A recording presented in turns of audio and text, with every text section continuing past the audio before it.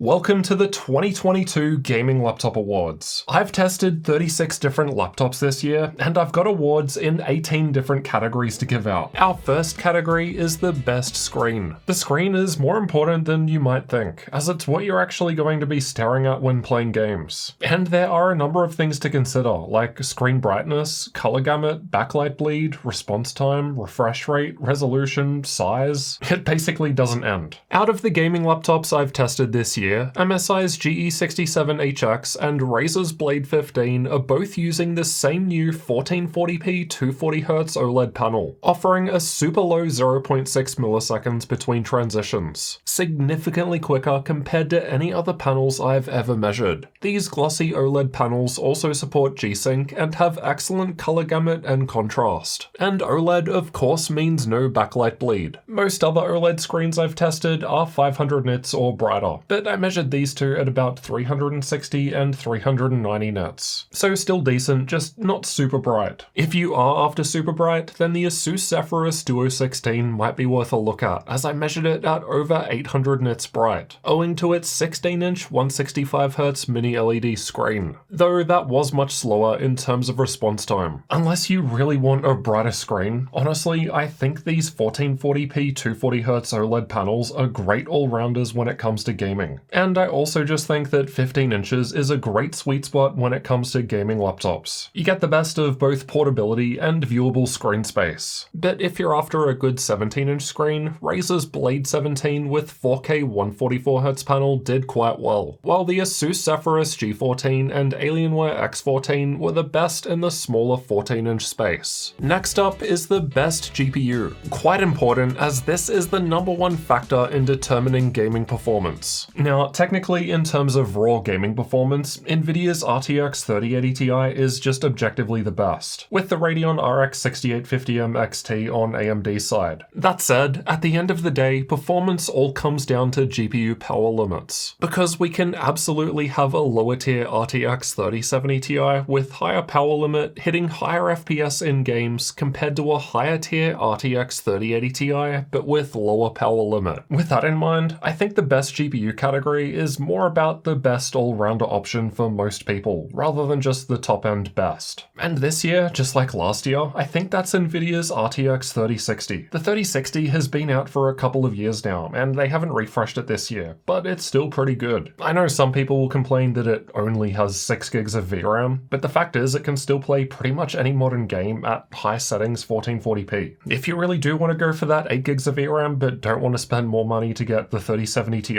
then on AMD's side you've also got the 6600M, which doesn't perform too far behind the 3060, and I think that's probably the best option from AMD, although I suppose this year they did actually refresh it a bit with the 6650M. Once you start spending more money for higher tier GPUs, you quickly approach diminishing returns. Even if you've got the budget, I probably wouldn't go above RTX 3070 Ti in most cases. Likewise with cheaper budget-friendly options, although they're cheaper, in terms of dollar per frame, they often end up being worse value. Take the cheaper RTX 3050 Ti for example. With 4 gigs of VRAM, the 3060 is about 50% faster in a 14 game average. But often the 3060 is nowhere near 50% more expensive, so it's offering better value. Now both Nvidia and AMD will be announcing new laptop GPUs early next year, so definitely make sure that you're subscribed for my upcoming comparisons, as I imagine that the laptop GPU space is about to change the most that it's done in the last couple of years. After the best GPU, I think it only makes sense to cover the best CPU next. As far as gaming goes, I've got to give it to Intel's Core i7-12700H this year. Sure, just like the GPU, you could max it out with an i9, but I've shown that that doesn't give a whole lot of extra performance. But it usually costs a lot more money and isn't worth it for most people. The i7 is just a better sweet spot in terms of value. Compared to AMD's Ryzen 7 6800H, what I'd say is the competing product from the Red Team, the 12700H was 6% faster in a 21 game average. If we only factor in dips in performance, as measured by 1% lows, then the 12700H ends up instead being 12% faster. So a more stable gaming experience with Intel. More cores and threads don't really help boost gaming performance after a point, so you can definitely get away with a 12th gen i5 CPU without too much loss to gaming performance. The i7 just seems far more common. comparison. The fact is, both AMD's Ryzen 5 and Ryzen 7 processors will still also run games just fine. You absolutely don't have to buy Intel, but yeah, technically speaking, Intel was the better performing option. For tasks outside of gaming, obviously more cores and threads are going to be more beneficial, so Intel has an edge there too. Of course, specific results are going to depend on the actual laptop tested as well, because each laptop has a unique cooling solution and different power limits which will affect performance. Intel-based laptops in blue were usually ahead of AMD laptops in red, at least when plugged into the charger. This is where performance on battery power comes in. Even if you have good battery life, if the performance on battery is trash, then you're not going to be able to use the laptop. If we look at the same selection of gaming laptops from this year in Cinebench, but tested with the charger unplugged now, the AMD options are now closer to the top of the graph rather than near the bottom like before. Of course, this isn't always the case. Again, it depends on the specific laptop, as the best multi-core result was from Intel in MSI's GE67HX, while MSI's GS77 was scoring the highest in single core. Next up is best battery life. There's more to this category than simply having a large battery, though that does help. Runtime also depends on how power hungry the parts in the laptop are, as well as on software optimizations that have been made. Purely in terms of longest runtime, the Asus TUF A15 was the best in terms of YouTube video playback, but the difference is small and within the margin of error range with the Legion Slim 7i just below it and the smaller 14-inch Asus Zephyrus G14. The G14 didn't last as long in the gaming test though, so based on the runtime in and out of gaming, I think it's fair to award both the A15 and Slim 7i. There's no real point having a good CPU and GPU if you can't keep them cool. There are a few important things when it comes to laptop cooling. Firstly, you don't want the fans to be too loud. Of course, faster fan speed helps reduce temperatures, but once you get above 55 decibels or so, the noise starts getting too loud. Even with headphones on, it can be distracting. With the fans maxed out, Acer's Helios 300 and Nitro 5 were the loudest this year, but you absolutely don't have to run either of these at maximum fan speed for good performance. You just have the option to. Likewise, the Asus Flow Z13 down the bottom was technically the quietest, but the performance was also lower compared to most other machines tested this year, so that's the compromise. I've got to give the best cooling award this year to the Asus Zephyrus Duo 16. Not only does it use Thermal Grizzly's new Conductonaut Extreme Liquid Metal, but the custom design where the second screen lifts up to allow air in means the CPU maxed out at 83 degrees Celsius in a heavy CPU plus GPU stress test. Relatively cool compared to most other laptops. Additionally, having the keyboard crammed down the front and not on top of the CPU and GPU means that it's basically not possible for the areas you'll be touching to feel warm. It's always going to feel cool even when gaming for hours. Now, you could argue that the Duo 16 had some of the loudest fan noise, but this was with the fans at full speed manually maxed out. One step down in turbo mode was more like 53.7 decibels, which would put it on the lower half of this graph. And it was turbo mode that topped out at 83 degrees Celsius on the processor, so it can still be cooler than most laptops without being as loud. You can definitely run the fans louder if you want the cooler temps, but I don't think the trade-off is worth it given it's already more than fine in turbo mode. To be fair, the Duo 16 does have a Ryzen processor, which means it's limited to 8 cores and 16 threads, so it's not going to offer quite as much CPU performance compared to most of the Intel 12th gen models, as we saw earlier in the CPU section, and maybe that extra performance from Intel would justify higher temperatures. Special mention to Razer's Blade 17, which was the quietest machine with a high-end GPU and high power limit. The smaller blades were also on the quieter side, though they can't match the performance of the 17 due to power limit differences. Next up is the best keyboard. This one's definitely going to come down to personal preference, and will be much more subjective compared to the other data-driven conclusions. I really like typing on a mechanical keyboard, so it's either MSI's Titan GT77 or the Max 17 GP from Electronics in the US, also known as the Neo 17 from XMG in Europe. Unfortunately, I never had both laptops at the same time to fairly compare, but from my notes, I think the Mac is better. As the numpad isn't as squashed in, the RGB lighting looks nicer, and the function key is on the left rather than on the right with MSI, which I prefer. Both are 17-inch laptops though, and while I didn't review review any 15-inch laptops with mechanical keyboards this year, I found Lenovo's Legion series quite nice to type with. If you are after 15-inch plus mechanical, there's the Electronics Mech 15 G3, aka XMG Neo 15. I just didn't get around to reviewing it this year. Best touchpad is up next. It actually ends up being fairly similar to last year. Razer's Blade series, Lenovo's Legion 7i, and Asus's Zephyrus G14, G15, and M16 were all great to use. They all just felt accurate to move around and precise to click, at least to me. It was pretty rare for a touchpad to just flat out suck this year. And at the end of the day, you can always just connect a mouse, which is what I suspect most of you would do for gaming anyway. Let's make our way over to the best speakers next. After reviewing all of my sound recordings, I think it's between Razer's Blade 17 and the Asus Scar 15, but I'm leaning towards the Scar. Both sound great as far as gaming laptops are concerned, with the Blade being a bit clearer and the Scar offering more bass. For whatever reason, the larger Scar 17 didn't sound as good as the smaller Scar 15 in my opinion. And likewise, Razer's smaller Blade 15 and 14 can't compete with the bigger 17 here, even though all three have front-facing speakers. I also tested Apple's MacBook Pro 16 this year, which deserves a shout out. It's the best, but the Scar 15 wasn't far behind. But the MacBook isn't really a gaming laptop, which is what we're focusing on here. But I think it's nice to use as a gold standard that gaming laptops really need to aim for. Personally, I don't think any gaming laptop speakers are going to sound all that great once you're actually playing a game and the fans are going fast. So I don't think this category is too critical when picking a laptop. I just think a pair of good headphones are well worth the investment. Not only does it help block out that fan noise, but then you don't have to worry about the speaker quality on the laptop. And let's be real, most gaming laptop speakers are trash. Now let's find out which gaming laptop had the best port selection this year. The bigger the laptop, the more ports it's able to fit. And MSI's Titan GT77 was the biggest laptop this year. And I think it's also got the best connectivity overall. It might not have the most USB ports, but it's got other less common options like mini DisplayPort output and SD card slot. Unfortunately, none of the ports are on the back, which I personally prefer as it keeps cables out of the way of your hands and working area. In that regard, I think Lenovo's Legion 7 or 5 Pro series are better, and they've got an extra Type-C port for 6 USB ports in total. Probably enough for most people, but at the expense of no SD card slot or mini DisplayPort, so it depends on what you care about more. The Legion also offers Type-C charging, something the Titan does not support, and along with most ports being on the back, the Legion 7 also lights up the rear port icons, making it much easier to see where cables plug in without needing to turn the laptop around. Given the GT77 is meant to be more of a niche desktop replacement style machine, I think I'll give this win to the Legion series. They've just got way more ports than most others. Next, let's find out which laptop has the best Wi-Fi speed. Purely in terms of raw transfer speeds, Asus's Flow X16 was performing the best, which is a bit of an unexpected result. Almost all of the other higher results are either Intel or Killer based. Most of the lower results are MediaTek, Realtek, or Qualcomm based. There's clearly an overall trend of Intel and Killer options doing better, and yet a machine with MediaTek Wi-Fi was the fastest this year. Most gaming laptops do have removable Wi-Fi cards anyway, so you can upgrade that for like $20 or so. But even with a good Wi-Fi card, to some degree, it does simply come down to where the antennas are actually placed in the laptop. Our next category is best upgradability. Most gaming laptops this year typically had 2 M.2 slots for storage, 2 memory slots, and removable Wi-Fi. That wasn't always the case, and there were certainly those with less than that. And although that was the most common, there were some laptops pushing things to the extreme. I've given upgradability scores to laptops based on things like ease of access and how many memory or storage slots are available, to name a few. This year, MSI's Titan GT77 is leading the lot by a fair margin, and this is because it's the only gaming laptop I've tested this year that has 4 M.2 storage slots and 4 DDR5 memory slots. Not only that, but one of those M.2 slots actually offers PCIe Gen 5 support, the first time we've ever seen this in a gaming laptop thanks to Intel's new 16-core HX processors. Now, the laptop is fairly large in order to fit all this hardware inside, so that's the trade-off. There are still plenty of other options in the middle of the list that offer enough upgradability for most people while not being as big. On the other end of the spectrum, let's find out which gaming laptop is the most portable. This year, it's easily gotta be the Asus Flow Z13, though I suppose to some degree you could argue that that's more like a gaming tablet that can double as a laptop. Despite being a 13-inch device, Asus have still managed to fit in Intel's Core i7-12700H CPU, with 14 cores and 20 threads. And sure, that chip does perform better in bigger laptops with more cooling and higher power limits, but it's still doing impressively well compared to some of the bigger laptops. Not only that, but with RTX 3050 Ti graphics, you can still get away with light gaming. Now, the smaller 13-inch size does limit upgradability, but at the same time, it's also got Asus's XG Mobile port, which is a direct PCIe connection for their external graphics enclosures. This lets you connect up to NVIDIA RTX 3080 or Radeon RX 6850M XT GPUs to it, which easily make it capable of running any modern game at high settings, high resolution. Now, of course, the XG Mobile does make it a bit less portable, as it's something else you'd have to carry with you if you do want a game on the go. But in terms of the small 13-inch tablet itself, it's super impressive what you can get in that small size. The runner-up in this category is Asus's Zephyrus G14. It's slightly bigger, but still smaller than 15-inch models,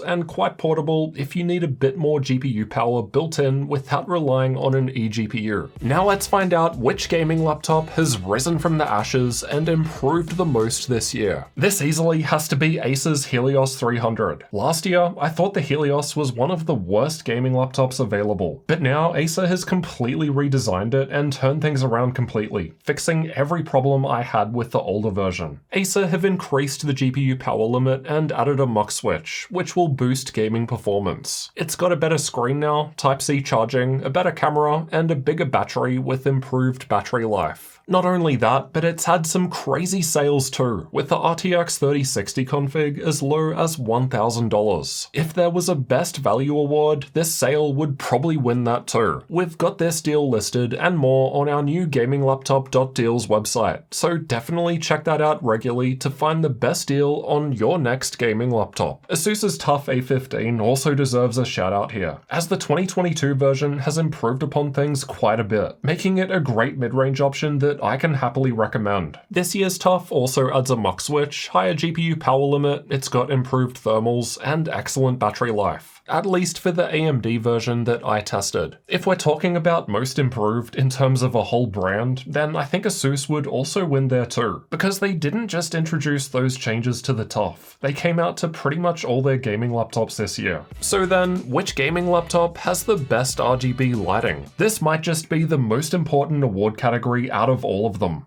Alright, but seriously, there's actually a bit to consider. How do we define best here? If we're talking about the most RGB lighting, then Lenovo's Legion 7i has you covered. With a perky RGB keyboard, a light bar that runs along the front and some of the left and right sides, RGB logo on the lid, and even RGB in the air exhaust vents. Lenovo finally stopped using Corsair's iCUE software too, which led to poor battery life in the past, a big plus. The Asus Scar 15 also had a light bar on the front, a small one under half of the screen, and an RGB logo on the lid. I've got to take points away from the Scar because it has cables that connect the bottom panel to the motherboard, and I've actually broken some of these when opening it because I forgot about them. If we're talking about more tasteful RGB and not over-the-top unicorn spew, then maybe MSI's more subtle front light bar in the GE series. Or Alienware's rear light ring is pretty cool too, but you never actually get to see it when you're using the laptop, so it seems like it's designed for flexing on people walking by. Ultimately, something like RGB and how the laptop looks is going to come down to personal preference, but I think the Legion 7i gets the win, and not just because it's covered in the stuff. The software is also more simple and easy to use now that Lenovo have built it in themselves. The Legion also saves RGB lighting effects directly into firmware, so even if you're not using Windows, you can still change the lighting with keyboard shortcuts, which is something most other laptops don't support as as they require Windows software to manage lighting. Just before we get to the best and worst gaming laptops of the year, let's talk about content creation. Although I mostly focus on gaming laptops, the fact is, content creation needs a good CPU and GPU to work well. Two things gaming laptops also require. Laptops with Intel's 12th gen processors in blue were clearly ahead in the creator workloads that I test with. Adobe Photoshop cares about single-threaded performance, so no surprise to see Intel ahead in most cases, especially those i9 processors. Adobe Premiere is able to use the integrated graphics to get a speed boost, and Intel of course offers QuickSync, so the AMD options in red are even lower now. The Radeon GPU in the G14 in particular was quite low compared to the Ryzen CPU plus Nvidia GPU options. And then in DaVinci Resolve, the Ryzen machines were below a number of Intel models. Intel 12th gen processors just objectively offer both better single and multi-threaded performance this year compared to AMD, at least with the charger plugged in. And creator workloads greatly benefit from this. In terms of best laptop though, MSI's Titan GT77 was ahead in 2 of those 3 tests, with Asus's Scar 17 SE winning the third, and coming in second place for the other 2. Basically, both laptops have top-end 16-core 24-thread i9-HX processors. Of course, there's more to life than just raw performance. Content creation also needs a good screen. You want something with good color gamut and good brightness. And fact is, OLED is just objectively the best there. MSI's GE67HX and Razer's Blade 15 with 1440p 240Hz OLED screens that I mentioned in the screen section would be great here in addition to gaming. Other creator-specific laptops like Gigabyte's Aero 16 also offer an OLED screen with the preferable 16:10 aspect ratio that gets brighter, but it has plenty of other issues that I've outlined in its full review. Technically, I also posted my review of the MacBook Pro 16 at the start of this year, and while it's excellent for creators that aren't tied to Windows, I can't recommend it to anyone that also wants to game on the side. MSI's GE67HX was also often found towards the top of the creator benchmarks, so combined with its OLED screen and the fact that it's got an SD card slot, something that's actually pretty uncommon for a gaming laptop, and I think it's going to give you the best of both worlds in terms of gaming and content creation. Just before we find out which gaming laptop was the best of the year, we need to discuss the most disappointing one. This year, it's gotta be the Gigabyte Aorus 17. For some reason, you can only get it with a 17-inch 1080p 360Hz screen. And while that sounds great for esports games, the screen response time isn't as good as it needs to be for a 360Hz panel, and it doesn't have a muck switch. 2 things that I'd argue are pretty critical for an esports gaming laptop. What really gets me though is the more expensive Aorus 17 uses the exact same screen panel, but Gigabyte chose to give that an overdrive mode in software. So you have to pay more to get the faster response time with the 17X when the hardware should be just as capable. The Gigabyte software is some of the worst we've tested this year, only beaten by Alienware or Dell being worse. And there are other small things that add up, like secondary key functions not being lit up. Fact is, my partner did most of the testing on the Aorus and Gigabyte laptops this year, and she just said that they were the most unstable to deal with out of any laptops that we came across in 2022. Though I suppose that and the software issues could certainly improve over time with updates. Now, just to be clear, you can absolutely buy the Aorus 17 and have a great time playing games. I just think there are better options out there for most people. This is just the one that disappointed me the most. A close second place would be Dell's Intel 12th Gen G15. As we had about 30 blue screens in just a few days. We even ended up sending the review unit back and got another one, but we had similar issues. As I mentioned in my full review, I was able to fix this, and it's probably not a problem anymore. But talk about disappointing out-of-the-box experience. And not to mention, Dell software is just terrible. Personally, I would avoid buying a Dell or Alienware laptop based on the software experience alone. We've finally made it to the best overall gaming laptop of this year. Interestingly, the laptop that I think is the best overall didn't really win in a whole lot of the previous categories. And I think that's just because it does most things above average, rather than doing one thing super well and neglecting everything else. No gaming laptop is ever going to be perfect. Nothing in life is. Ultimately, it all comes down to making compromises that you can deal with. And this year, I think Lenovo's Legion 7i had the least amount of compromises, thereby making it the best. At least out of the laptops at the higher end of the price range range. Runners up in the more mid-range include Acer's Helios 300, Lenovo's Legion 5, and Asus's TUF A15, all of which can be picked up for around $1,000 on sale with RTX 3060 graphics, and offer a great experience for the money. There are plenty of other great gaming laptops worth considering though, and I've covered the top 5 best and worst gaming laptops of the year over in this video. In total, I've actually reviewed 36 laptops this year, and I've ranked them all from best to worst in this video, if you want to see how everything compares. So I'll see you over in one of those videos next.